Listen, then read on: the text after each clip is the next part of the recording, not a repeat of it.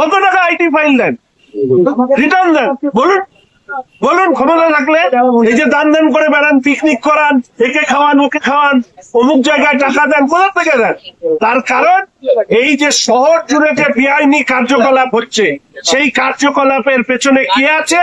দিলীপ বর্মনের সাহেবের কথায় চোরে চোরে মাস্তুতো ভাই। এইবার আবার যে দাঁড়াবে তারও জামানত বাজেয়াপ্ত করে, এইবার যে আবার দাঁড়াবে এই শিলিগুড়িতে, আমাদের বিজেপির যেই দাঁড়াক না কেন, আবার জামানত বাজেয়াপ্ত করবে। তার কারণ হচ্ছে এদের উদ্যোক্ত অহংকার, বাউন্সার নিয়ে ঘোরা, সিকিউরিটি নিয়ে ঘোরা, রাস্তায় না নামা, হ্যাঁ, লোক গেলে বাইরে বসিয়ে রাখা, দুর্সাহী করা। একদিনে মানুষ ভুলে যাবে হঠাৎ করে বেড়াল মাছ খাওয়া ছেড়ে দিয়েছে? যা যিনি আসলে এইরকম, তিনি নির্বাচনের মুখে দান দানে নেমেছে। পয়সা কোথা থেকে আসে? কি কাজ করেন তিনি? কত টাকা আইটি ফাইল দেন, রিটার্ন দেন, বলুন বলুন ক্ষমতা থাকলে।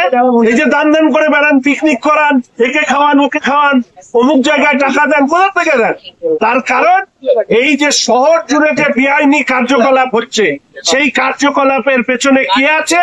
দিলীপ বর্মনের সাহেবের কথায় চোরে চোরে মাস্তুতো ভাই, মেয়র আর ডেপুটি। আমি বলিনি, দিলীপ বর্মন হাটে হাড়ি ভেঙেছে, চোরে চোরে মাস্তুতো ভাই। ক্লাবে ক্লাবে পয়সা দেওয়া, কোথার থেকে আসে পয়সা কিছু না করলে? হ্যাঁ, আর লোকের কাছে এসে বলবে এই ধরনের বক্তব্য।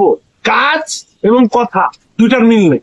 ফলে এদের বিরুদ্ধে রাজনৈতিক লড়াইয়ে যা বলার বলবো। মানুষ হিসেবে আমি বরাবরই, শিলিগুড়ির মানুষ জানেন, পশ্চিমবঙ্গের মানুষ জানেন, আমি কখনোই অসংসদীয় ভাষা আক্রমণ করা, আমরা তো মেয়রকে ছোট থেকে চিনি, ওনার ইতিহাস তো আমরাও জানি। ফলে উনি একটা দুটো এমন কথা বলেছেন যে কথা আমার এখানে লেগেছে, আমি উত্তর দিইনি, কেননা আমি ব্যক্তিগত কাদা ছোড়াছড়িতে বিশ্বাস করি না। না হলে মেয়র সাহেবের সমস্ত কথা মানুষের সামনে অন ক্যামেরা তুলে দেবে। কেননা শুধু এই মেয়র সাহেবকে আমি চিনি না, এর আগের মেয়র সাহেবকেও আমি চিনি, তার সাথে কাজ করেছি।